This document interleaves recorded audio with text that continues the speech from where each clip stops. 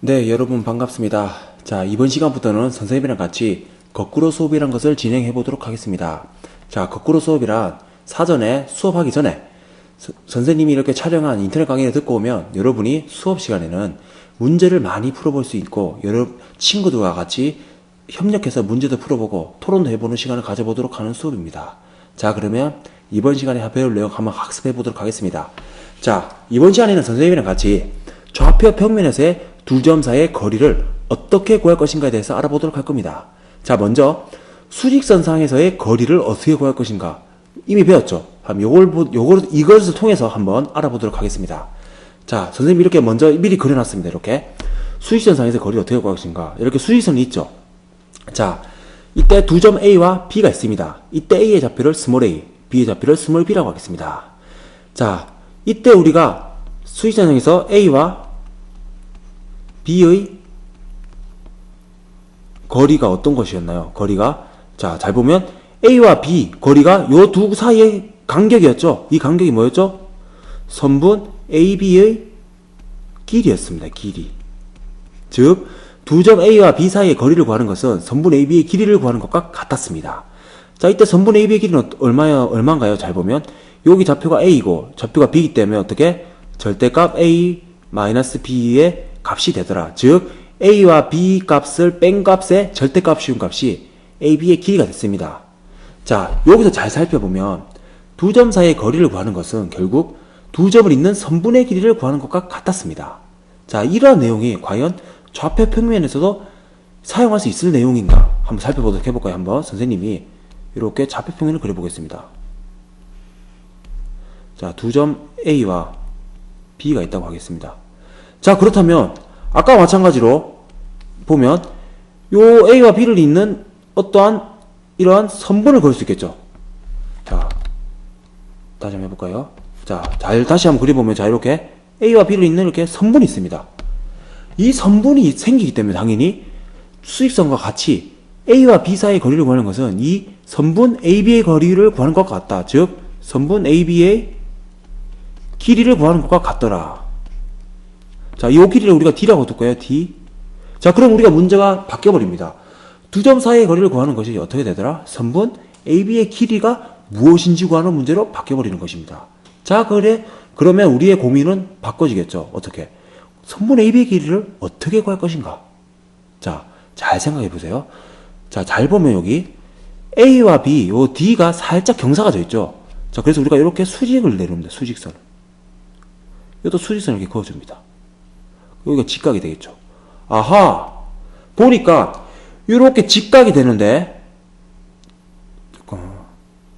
이렇게 직각이 됐는데 직각삼각형이 됐으니까 D의 길이를 구하려면 뭐만 하면 된다. 즉 D가 직각삼각형의 빗변이 되더라. 즉 직각삼각형의 빗변의 길이를 구하려면 나머지 두 변의 길이를 구하면 되더라. 그러면 요 길이를 B라고 하고 요 길이를 A라고 한다면 우리는 A와 B의 거리를 구한다면 D의 길이를 알 수 있다는 것입니다. 요 아이디어 알겠나요? 자, 따라서 우리가 여기서 이용한 거는 선분 AB의 길이를 구하기 위해서 피타고라스의 정리 이용했어요. 피타고라스의 정리. 이 피타고라스의 정리를 이용해서 선분 AB의 길이를 구해봤습니다. 자, 그럼 요 아이디어를 그대로 가지고 선생님이랑 같이 수직선 사이의 거리를 어떻게 구하는지 한번 알아보도록 하겠습니다. 자, 좌표 평면 상에서의 거리. 상에서의 거리입니다. 거리. 자, 좌표 평면 상에서의 거리이기 때문에 좌표 평면 하나 그려봐야 되겠죠? 이렇게 그리겠습니다. 자, 요거를 A, 얘를 B라고 두겠습니다. 편의상 A 좌표를 2,2, B의 좌표를 5,4라고 하겠습니다. 자, 마찬가지로 요쪽 기처럼 선분을 한번 그어볼까요? 이렇게 선분을 그어보겠습니다. A와 B 사이 선분을 이렇게 그어보겠습니다. 마찬가지로 앞에서 요 선분의 길이를 D라고 하죠. D. 이렇게. 자, 그러면 우리가 문제가 D의 거리를 구한다. 자, 아까 말한 것처럼 이 D의 거리를 구하기 위해서 무슨 원리를 이용했다? 피타고라스 정리의 원리를 이용해야 했다. 자, 그러면 마찬가지로 직각삼각형 만들어줘야 되겠죠? 자, 그래서 한번 만들어 봅시다. 직각삼각형을. 자, 직각삼각형을 한번 만들어 볼까요? 자, 요렇게 그어줍니다. 점선을 이렇게 점선을 그어줍니다. 여기 수직이 되겠죠. 자, 그러면 요 길이를 뭘로 하자? B라고 하자. 요 길이를 A라고 합시다. 자, 그렇다면 우리가 이렇게 직각삼각 만들었고, 선분 A와 B의 B가 어떤 것인지도 나타냈습니다. 그러면 우리가 구할 건 뭐? 선분 A와 선분 B의 길이가 얼마인지를 구해야 되겠죠. 자, 그러면 먼저 선분 B의 길이를 먼저 한번 구해보도록 해볼까요? 자, 첫 번째. 선분 B의 거리. B의 길이. B의 길이를 한번 구해보도록 하겠습니다. 자, B의 길이를 잘 보면, B의 길이가 A와 B에서 잘 보면 얘를 한번 밑으로 한번 쭉 내려보겠습니다. 쭉 내려보면 이렇게.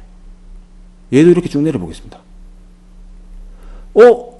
A의 점에서 X축으로 수직이 되게끔 이렇게 내렸더니 요 좌표가 얼마가 되죠? 그렇죠. 2가 되는 거죠.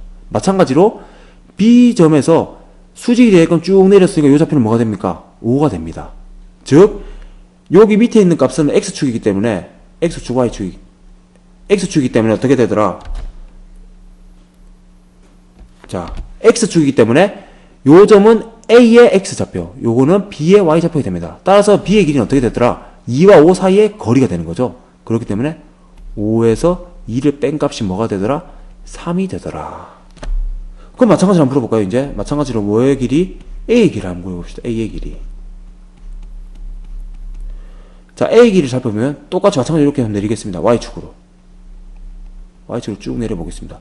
자, A점이 2,2인데 여기서 Y축으로 수직이 되게끔 내렸기 때문에 얼마가 되다? 여기 길이는 좌표는 2가 되더라. 여기 좌표는 2가 됩니다. 또 마찬가지로 B에서 Y축으로 수직이 되게끔 내렸기 때문에 요 좌표는 얼마가 되더라? 그렇죠. 4가 되더라. 따라서 A의 길이와 2와 4 사이의 거리와 같다. 그렇기 때문에 어떻게? 4에서 2를 뺀 값인 얼마? 요게 2가 즉 A의 길이가 됩니다. 자, 그럼 다 구했습니다.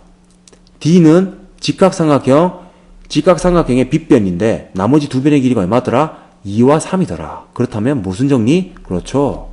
피타고라스의 정리를 이용해서 한번 풀어보는 겁니다. 자, 세 번째. D의 길이를 한번 해볼까요? D는 어떻게 되더라? D의 제곱은 뭐와 같다? 피타고라스 정리에 의해서 A제곱과 B제곱의 합과 같다. 그런데 A제곱이 얼마다? 4고 B제곱은 얼마다? 9더라. 그래서 얼마? 13이 되더라. 따라서 D제곱이 13이기 때문에 D의 값은 플러스 마이너스 13이 될 수 있겠죠. 하지만 거리에는 마이너스가 있습니까? 없죠. 그렇기 때문에 따라서 D의 값은 얼마가 되더라? D는 루트 13이 되는 것입니다. 어렵지 않죠? 이처럼 좌표평면 사이의 거리는 어떻게? 피타고라스 정리를 이용하고 그 피타고라스 정리를 어떻게 이용한다? 선분 AB의 길이를 구하기 위해서 피타고라스 정리를 이용해서 D의 거리를 구하는 것입니다. 자, 그렇다면 우리가 특정 선생님이랑 같이 이렇게 특정한 점 2,2와 5,4에서의 거리를 구하는 걸 알아봤는데 한번 과연 A가 일반적인 점일 때는 어떻게 구하는가 한번 정리해서 써볼까요? 자, A점을 x1, y1 그 다음에 B의 점을 x2, y2 요거의 거리 어떻게 구할 것인가? 자, 어떻게 구하면 될까요? 자, D가 있습니다. 자, 마찬가지로 여기서 저는 피타고라스 정리 쓰기 위해서 D제곱은 A제곱과 B제곱의 합과 같기 때문에 여기가 루트 값이 되겠죠. 루트. 자, 먼저 첫 번째 B의 길을 살펴보면 X좌표 간의 거리였죠. 즉 X좌표 간의 차였습니다. 그래서 이걸 어떻게 쓰면 될까요? 맞습니다. 이렇게 X1에서 X2 값을 뺀 값의 제곱과 같겠죠. 자, 그렇다면 이제 이걸 X축 정했으니까 어떻게 하면 될까요? Y에 대한 Y축 좌표의 길이를 구하면 되겠죠. 그게 얼마가 되죠? 이렇게 Y1에서 Y2를 뺀 값의 제곱이 되겠죠. 요게 바로 뭐 어떻게 된다? A와 B 사이의 거리를 구할 수 있는 식이 되는 것입니다. 이렇게.